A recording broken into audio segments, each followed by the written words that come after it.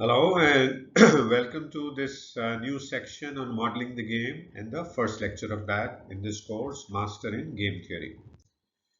So in this section, we will give you an in-depth view of how to model the game, and we will begin this section by this lecture in which we will talk about how can you determine who are the key decision makers in the scenario, right?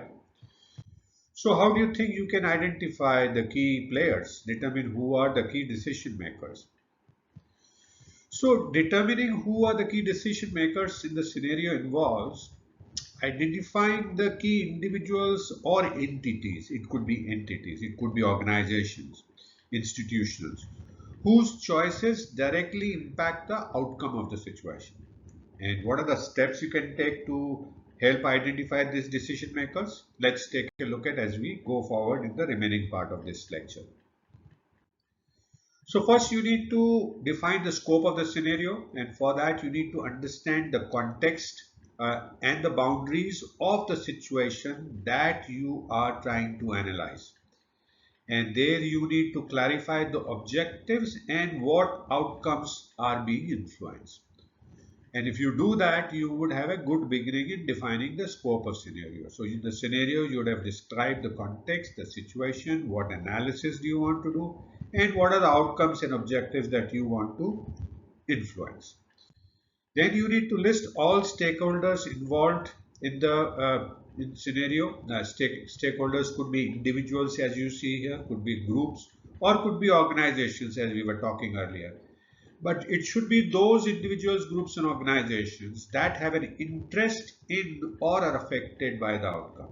So they must have some interest, some vested interest. So you could say that in the outcomes of this situation.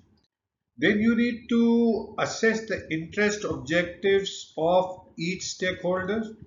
Now, there you need to consider who has the power to make decisions and impact the outcomes. And for that, you need to evaluate the influence each stakeholder has on the situation, including the authority, resources, and ability to affect other stakeholders. So that's how you can analyze the interest and influence of the various stakeholders. Then you need to consider the direct and indirect influence, and for that you need to identify those who have direct decision making powers, and this could be people like executives in the institution, organization, the policy makers, the managers, and also you need to recognize those with indirect influence, such as advisors, lobbyists, and influential groups who can sway the decisions of others. So that's how you can consider the direct and indirect influence for the situation that you want to analyze. Create a visual representation like a flowchart or an influence diagram to map up how different stakeholders interact and who are the key decisions, who makes these key decisions, and look for decision point where choices are made that affect the overall outcome. Then consult the documentation record, review organization charts, governance documents, meeting minutes, and other records that indicate who has the decision making power. And also you can examine the policies, procedures, and regulations that specify the roles and responsibilities. So this consulting these documents and records can give you a good idea of who your key decision makers are. Then you can also conduct interviews and surveys. You can talk to individuals involved in the scenario to gather insights about who makes decision and who influences. And also you can use surveys and questionnaires to collect information from a broader group of stakeholders. You can also evaluate past decisions, look at the historical decisions to see who was involved in making key choices and how these decisions were reached. Analyze the patterns in decision making, and there you need to identify the consistent decision makers, right? So that's how you can evaluate the past decisions to again identify who are the key decision makers for the situation. Consider formal and informal structures, recognize both roles, official roles and titles, right?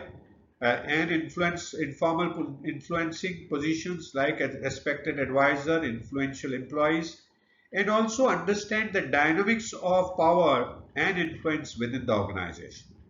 So considering that will give you good insights into who are the key decision makers.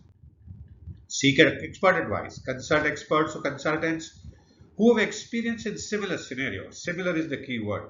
They can provide insights into typical decision making in other contexts, and you need to take that with a pinch of salt. You need to see what is relevant for your situation. So, by systematically evaluating these factors, you can accurately identify the decision makers in the given scenario. Now, this understanding is crucial for analyzing strategic interactions and predicting outcomes using game theory. So, what do we do next? So, having looked at who are the key decision makers, the next step in the framework of modeling the game is to list all possible actions and strategy each player can take, and we will look at that and how to do that. So thank you so much for watching this first lecture on modeling the game. I hope you are beginning to learn again in this section new things, beginning to enjoy. And I do look forward to see you again in the next lecture. Please feel free to message me if you have any questions. I'll be happy to answer your question. And also download the PDF file to take a look at anything that is of specific interest to you.